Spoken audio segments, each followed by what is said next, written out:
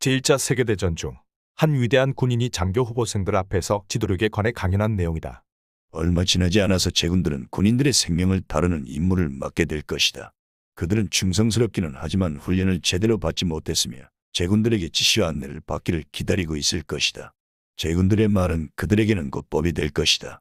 제군들의 일거수일투족을 그들은 지켜볼 것이며 제군들이 무심히 하는 농담조차도 모두 기억하게 될 것이다.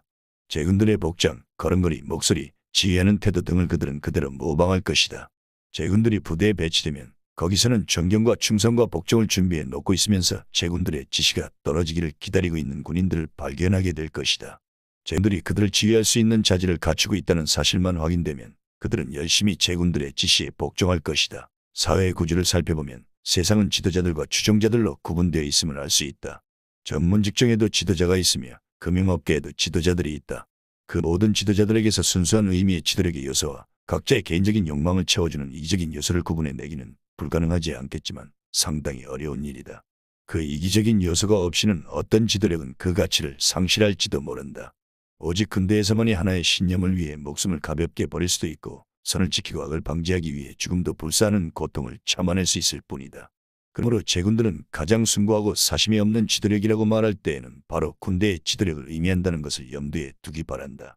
불과 며칠 후면 제군들 대부분은 장교 임명장을 받게 될 것이다. 그 임명장이 제군들을 저절로 장교로 만드는 것은 아니다. 임명장은 제군들을 단지 형식적인 장교로 만들 뿐이다. 임명장으로 인해 차지하게 되는 장교의 지위에서 제군들은 지도자의 자질을 갖추어야만 진실된 장교가 되는 것이다. 그런데 제군들은 상관들에게보다는 부하들에게 잘해야만 한다. 군들은 지도자가 아니더라도 전쟁터의 장교에게는 복종해야만 하고 또 그렇게 할 것이다. 그러나 그들의 복종심은 자진해서 우러나오는 것이 아니라 단순한 훈련을 통해서 생겨난 것이다. 그들은 복종하지 않으면 그 다음에 어떻게 될까 하는 질문을 마음속으로 하며 의구심과 두려움 속에 복종하고 있는 것이다.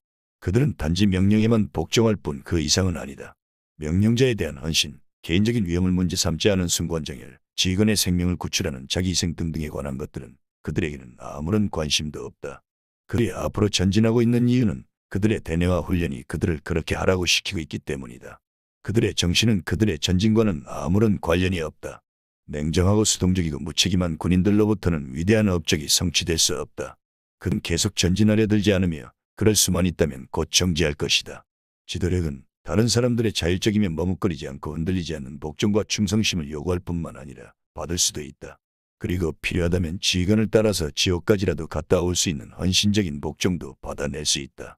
이제 제군들은 이런 의문들을 갖게 될 것이다. 그렇다면 지도력은 정확하게 무엇으로 구성되어 있는가? 지도자가 되기 위해서는 무엇을 해야만 하는가? 지도자의 자질은 무엇이며 어떻게 하면 그것을 개발할 수 있는가? 지도력이란 여러 가지 성품의 복합체이다. 가장 중요한 성품들을 열거해보면 자신감, 정신적 우월감, 자기희생, 온정주의, 공정성, 솔선수범, 결단력, 위험, 용기 등이다. 자신감은 첫째, 정확한 지식으로부터, 둘째, 그 지식을 전파할 수 있는 능력으로부터, 셋째, 다른 추종자들에 대한 우월감으로부터 생겨난다. 그런 성품을 갖춘 장교는 침착할 것이다. 지도하기 위해서는 알아야 한다. 거짓된 허풍으로 얼마 동안은 지탱할 수 있을지 몰라도 언제까지나 그럴 수는 없는 것이다. 자기 임무를 잘 모르는 장교를 따르는 사병들은 없다. 게다가 장교는 처음부터 끝까지 철저하게 알고 있어야 사병들의 신뢰를 받는다. 장교는 상사와 행정병들보다 행정 업무를 더 잘 알아야 한다. 장교는 급식 상사보다 급식에 대해 더 잘 알아야 한다. 그리고 호선관보다 말의 질병에 대해 더 잘 알아야 한다. 장교는 중대의 누구보다도 사격을 잘하거나 최소한 같은 수준은 유지해야 한다. 만일 장교가 모른다면, 그리고 그가 모르는 사실을 나타낸다면 사병들이 지옥에나 가라지. 장교가 나보다도 모르잖아 라고 말하는 것은 아주 당연한 일이며, 그리고 장교의 지시를 냉정하게 거절한다. 정확한 지식을 대체할 만한 것은 없다. 사병들이 제군들에게 물어보기 위해 찾아다닐 정도로 모든 것을 잘 알고 있어야 한다. 동료 장교들 사이에 누구에게 가서 물어봐. 그가 알고 있을 거야 라는 말이 나올 정도로 잘 알고 있어야 한다. 그리고 각 장교는 자기 계급의 임무를 철저히 알고 있어야 할 뿐만 아니라 자기 위로 2계급 정도까지의 임무에 대해서도 연구해 두어야 한다. 그렇게 하면 두 가지의 장점을 얻을 수 있다. 우선 전시에 자기에게 떨어질지도 모르는 임무를 미리 준비해 둘 수 있다. 그리고 명령을 하달할 필요성을 판단할 수 있게 되며 그 집행에 관해서도 좀 더 현명하게 관여할 수 있게 된다. 자기는 알고 있어야 될 뿐만 아니라 그것을 문법적으로 맞게 그리고 재미있고 강력한 문장으로 구사할 수 있어야만 한다. 그는 당황하지 않고 꿋꿋하게 서서 말할 수 있어야 한다. 영국의 사관학교에서는 장교 후보생들이 10분 동안 그들이 선택한 주제에 관해서 연설할 수 있도록 훈련받고 있다고 들은 적이 있다. 그것은 아주 훌륭한 교육방법이라고 생각된다. 명확하게 표현하기 위해서는 명확하게 생각해야 한다. 명확하고 논리적인 사고는 명확하고 자신 있는 문장으로 표현되기 마련이다. 자신감이 부하들보다 더 많이 하는 결과로서 생겨나는 것이라면 정신적 우월감은 그들보다 더 좋은 사람이라는 믿음을 바탕으로 생겨나는 것이다. 이 우월감을 획득하고 유지하려면 자제력, 체력, 지속력, 그리고 정신력을 지녀야 한다. 자신을 잘 지배함으로써 겁이 나는 전쟁 상황에서도 두려움을 밖으로 내보여서는 안 된다. 왜냐하면 만일 성급한 움직임을 보이거나 손이 떨리거나 얼굴 표정이 변하거나 혹은 허겁지겁 명령을 내림으로써 제군들의 불안한 정신 상태를 드러내 보이면 부하들에게는 더욱 강도가 높게 그 두려움이 반영되기 때문이다. 부대 내에서 제군들의 성질을 건드리며 화를 내게 만드는 상황이 많이 발생할 것이다. 그런 때에 만일 자제력을 잃고 발끈한다면 병사들을 통솔할 자격이 없는 것이다. 왜냐하면 자제력을 잃고 있는 상태에서 하는 말이나 행동은 조금 지나면 곧 후회하게 되는 것들이기 때문이다. 장교는 절대로 사병들에게 사과해서는 안 된다. 따라서 장교는 사병에게 사과를 해야만 하는 상황이 발생되는 잘못을 저지르면 절대로 안 된다는 이야기이다. 정신적 우월감을 갖추기 위해 필요한 또 다른 요건들은 충분한 체력과 지구력이다. 그것들은 부하들과 함께 어려운 환경을 이겨내는 데 필요한 조건들이다. 그리고 호쾌한 정신력도 부하들을 유쾌하게 받아들이면서도 그들을 왜소하게 만들기 위해 필요한 조건이 되고 있다. 고통을 가볍게 여기고 시련을 얕보도록 하라. 그러면 부대 내에 어떠한 긴장도 견뎌낼 수 있는 강인한 정신력의 기풍을 심어줄 수 있을 것이다. 정신력은 정신적 우월감을 획득하기 위해 세 번째로 필요한 요소이다. 정신력을 발휘하기 위해서는 청렴하게 살아야 한다. 제군들은 선을 볼 줄 아는 충분한 두뇌와 선을 행할 의지를 지녀야만 한다. 부하들에게 모범이 되어라. 장교는 선을 위한 힘이 될 수도 있고 악을 위한 힘이 될 수도 있다. 그들에게 설교하려 들지 말아라. 그것은 소용없기도 하고 상황을 더욱 악화시킬 뿐이다. 그들 지도하는 삶을 영위해야만 한다. 그러면 놀랍게도 그들은 제군들을 따를 것이다. 목소리만 클 뿐 행동이 비열하고 옷차림이 엉망인 장교는 역시 시끄럽고 저속하고 지저분한 부대를 만들 것이다. 내 말을 반드시 명심하도록 하라. 제군들의 부대는 제군들을 반영하고 있다. 만일 썩어빠진 부대를 이끌고 있다면 그것은 대장이 썩었기 때문이다. 자기 희생은 지도력에 있어서 필수적인 요소이다. 제군들은 베풀고 또 베풀고 끝도 없이 베풀 것이다. 장교는 길고 긴 시간 동안 고된 일을 하면서 육체적인 희생을 감수해야 한다. 그는 큰 책임을 맡는 것이 대장의 운명이다. 그는 부대 내에서 아침에는 가장 일찍 일어나고 밤에는 가장 늦게 잠자리에 드는 사람이 되어야 한다. 다른 사병이 잠든 시간에도 그는 일을 해야만 한다. 제군들은 휘하에 있는 부하들의 고통을 알아주고 동정함으로써 정신적으로 희생할 줄 알아야 한다. 그 부하의 어머니는 죽었고 그의 은행구자에는 한 푼도 없다고 생각해라. 그들이 단순히 도움을 원할 수도 있겠지만 더욱더 간절히 바라는 것은 동정이다.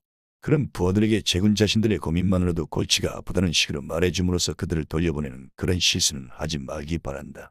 왜냐하면 그렇게 할 때마다 제군들은 집에 기반이 되고 있는 초석을 하나씩 버리는 것과 같기 때문이다. 제군들의 부하는 제군들의 기반이다. 제군들의 지도력이 그들의 기반 위에 안정되어 있지 않으면 그것이 흔들거리는 소리를 스스로 들을 수 있을 것이다. 최종적으로 제군들은 얄팍한 월급 봉투마저 희생해야 할 것이다.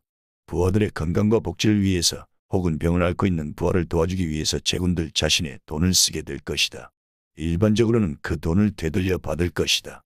그러나 손익관계를 따지지 말아야 될 때가 많을 것이다. 그렇더라도 그것은 그럴 만한 가치가 있는 것이다. 내가 부성애를 지도력에 한 필수 요건이라고 말했을 때에는 가장 좋은 의미의 부성애를 말한 것이다. 부하들로부터 솔선수범, 자신감, 그리고 자존심을 빼앗는 그런 형태의 부성애를 언급하는 것은 아니다. 나는 부하들의 안전과 복지에 대한 관심으로 표현되는 부성애를 말한 것이다.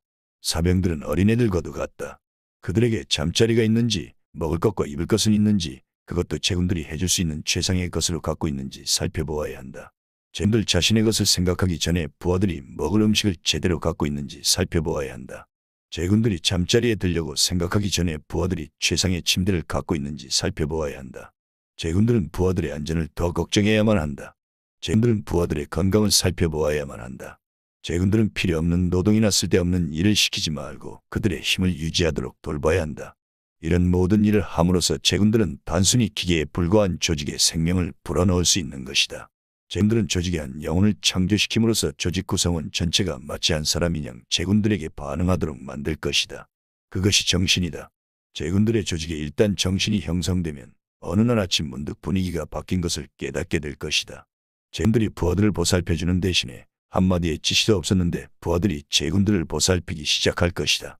만일 텐트를 치고 지내는 상황이라면 모든 것이 깨끗하게 정돈되어 있는 것을 발견할 것이며 가장 좋은 침대가 제군들에게 제공될 것이다. 어디에선가 신비스럽게도 달걀 2개가 나타나 제군들의 저녁 식탁 위에 놓일 것이다. 제군들이 타고 다니는 말도 훌륭한 장식으로 치장될 것이다. 부하들은 그들의 장교가 무엇을 원하는지 미리 알아낼 것이다. 그리고 모든 부대원들이 항상 지시받을 준비를 하고 대기할 것이다. 그렇게 되면 제군들은 일단 성공한 것이다. 제군들은 모든 부하들을 동일하게 다룰 수는 없을 것이다. 동일한 정도의 벌을 주더라도 어떤 부하는 어깨를 움츠리며 가볍게 넘길 수도 있지만 또 다른 부하는 정신적인 고통을 심하게 받을 수도 있다. 모든 부하들에게 동일하게 적용되는 벌의 기준을 정해놓는 지휘관은 부하들 각자의 성품을 연구하기에 게으르거나 무능하거나 둘 중에 하나일 것이다. 그런 지휘관에게는 정의가 맹목적으로 적용되고 있다고 볼 수 있다.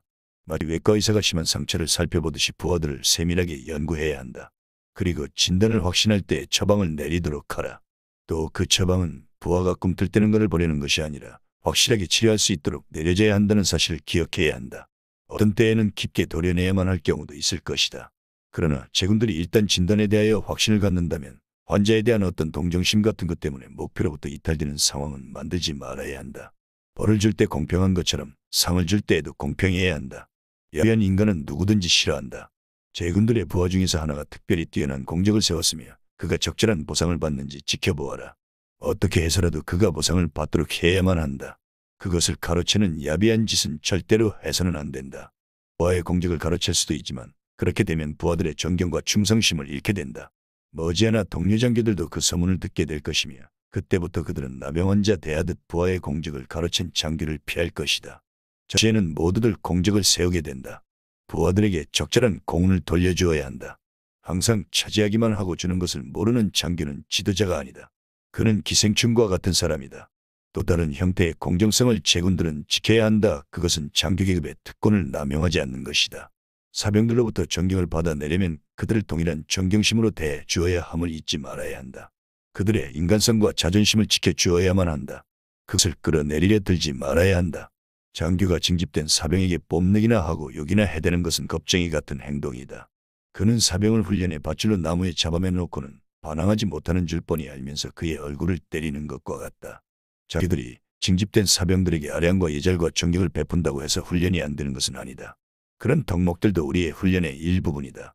솔선수범과 결단력이 없이는 아무도 다른 사람을 지도할 수 없다. 대대적인 기동훈련을 하다 보면 위급한 상황이 자주 발생되는데 그때 어떤 장교는 침착하게 순간적인 명령을 내린다. 나중에 분석해보면 그 명령이 완전하지는 않을지라도 올바른 것이었음이 밝혀지게 된다. 그런데 어떤 장교는 그런 상황에서 매우 흥분하여 제대로 정신을 못 차리고 경솔한 명령을 내렸다가는 그것을 취소하고 또 다른 명령을 내렸다가 다시 취소하곤 한다. 짧은 순간에 그의 두려움이 완전히 드러나고 만다. 첫 번째 장교를 보고 어떤 사람들은 이렇게 평을 할지도 모른다. 그 장교는 천재다. 그가 그런 명령을 생각해 내기에 충분한 시간이 없었다.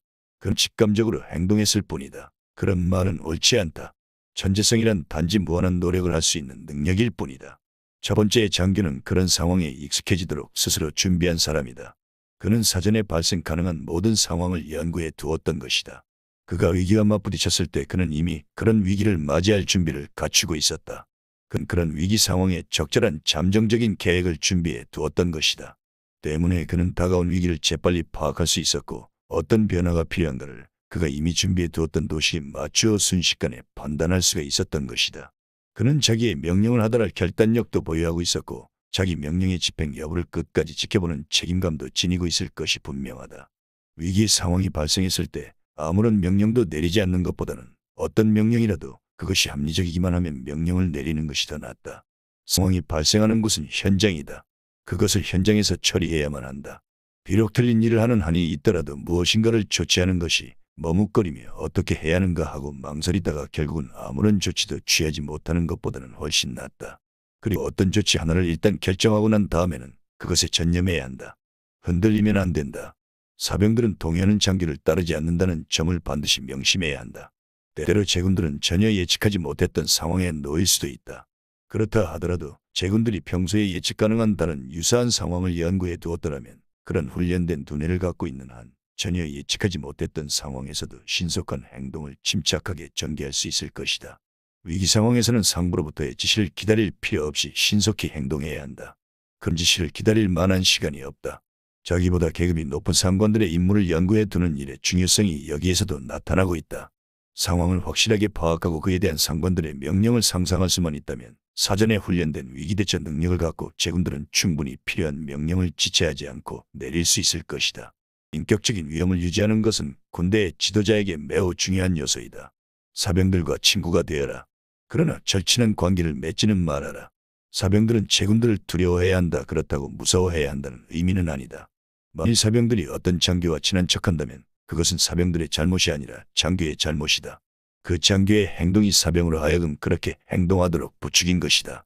그리고 무엇보다도 중요한 것은 그들에게 우정을 구걸하거나 비위를 맞추려고 함으로써 제군들의 품격을 떨어뜨려서는 안 된다는 것이다. 그렇게 하면 사병들이 깔보게 된다. 만일 제군들이 그들의 충성과 존경과 헌신을 받을 자격만 갖추고 있으면 그들은 요청받지 않아도 그렇게 행동할 것이다. 그런 자격이 없으면 제군들이 어떤 짓을 하더라도 그들은 충성과 존경의 헌신을 바치지 않을 것이다. 저분하고 음식 자국이 있는 유니폼을 입고 수염은 사흘 동안이나 깎지 않아서 덥수룩 하다면 그런 장교는 결코 위엄을 갖추었다고 보기 어렵다. 그런 장교에게는 자존심이 없다고 볼 수 있는데 자존심이란 위엄의 핵심 요소이다.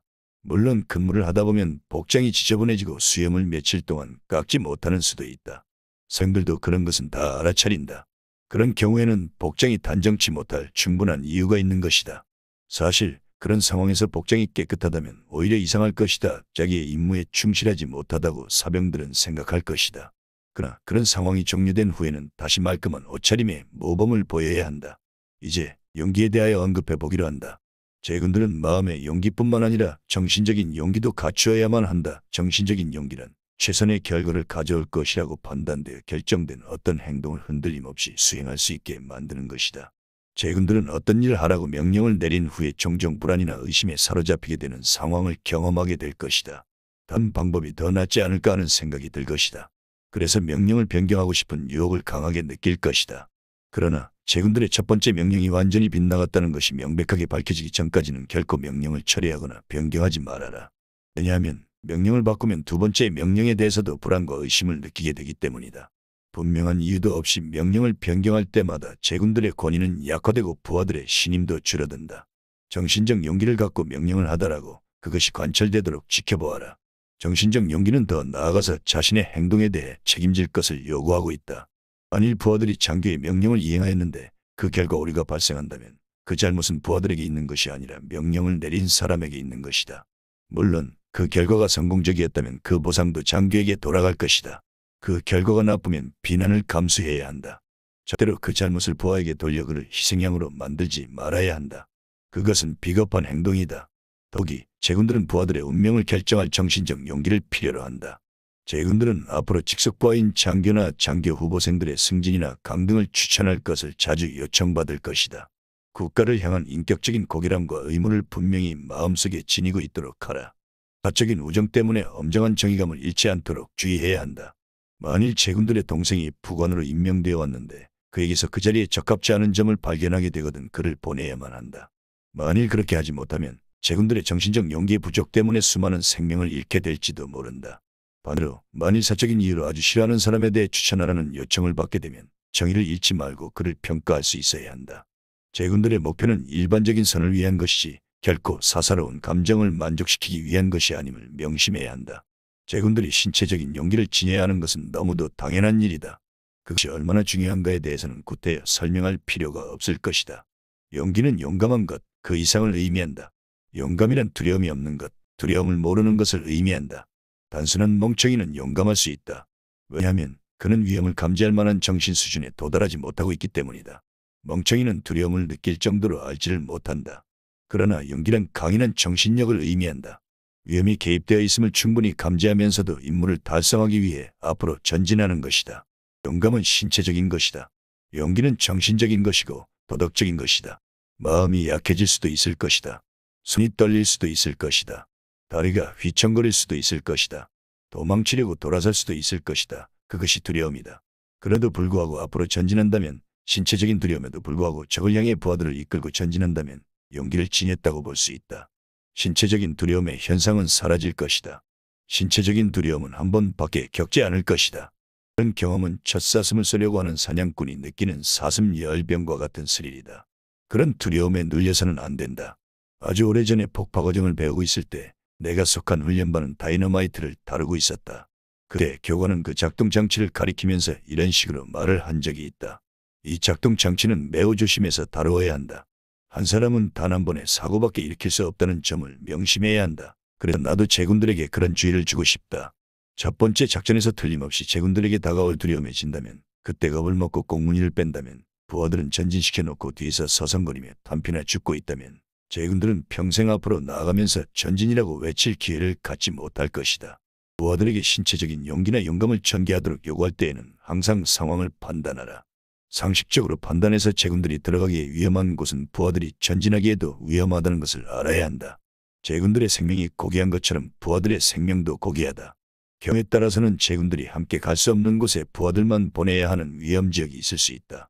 화염에 휩싸인 지역을 통과해서 메시지를 전달해야 하는 경우에 그렇다. 그런 경우에는 지원자를 찾아야 한다. 만일 부하들이 지휘관을 알고 또 그가 옳다는 것을 안다면 반드시 지원자가 나오기 마련이다. 왜냐하면 부하들은 지휘관의 마음이 임무달성에 있고, 지휘관은 국가를 위해 최선을 다하고 있으며 할 수만 있다면 지휘관이 직접 메시지를 전달할 것이라는 것을 알고 있기 때문이다. 지휘관의 모범과 정열이 부하들을 감화시킬 것이다. 그리고 마지막으로 제군들이 지도력을 갈망하거든 부하들을 연구하라고 나는 촉구하고 싶다. 그들을 속속들이 연구하여 어떤 종류의 인간인지 알아놓아야 한다. 어떤 사람들은 표면에 나타나는 것과 아주 다를 수가 있다. 그의 마음이 어떤 식으로 움직이는가를 파악하여라. 남북전쟁 당시 로버트 리 장군의 지도자로서의 승리는 그의 심리학자로서의 능력에 기인했던 것으로도 볼 수 있다. 그는 웨스트포인트 사관학교 시절에 그의 적들을 연구해 두었다. 그들의 정신이 어떻게 움직이는지 알아두었다. 이런 상황에서는 그들이 어떤 행동을 하리라는 것을 미리 알아두었던 것이다. 거의 모든 상황에서 그는 적들의 움직임을 미리 예상할 수 있었으며, 그래서 미리 저지할 수 있었다. 물론 제군들은 지금 적들과 함께 배우고 있지는 않기 때문에 그런 식으로 상대편을 알아둘 수는 없다. 그러나 제군들은 부하들을 알아둘 수는 있다. 부하들 각자의 장점이 무엇이며 약점은 무엇인지를 알아둘 수 있다. 누구는 마지막 순간까지 믿을 수 있고 누구는 그렇지 않다는 것을 알아두어야 한다. 부하들을 알아라. 자신의 임무를 알아라. 그리고 자신에 대하여 알아라.